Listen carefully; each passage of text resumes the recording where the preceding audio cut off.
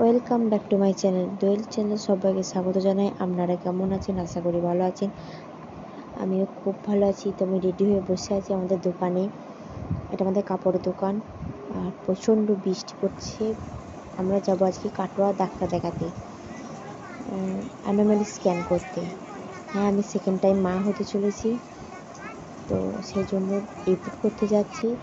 আর এদিকে যেতে যেতে একটা ছোট্ট ভিডিও, খুব সুন্দর লাগছে দেখতে। ওইদিকে ট্রেন, এদিকে আমরা। আমি ভাবতে পারিনি এরকম একটা ভিডিও বানাবো বা বানাতে পারবো। তো খুব সুন্দর লাগছে দেখতে। এই দেখতে দেখতে চলে আসলাম কাটোয়া।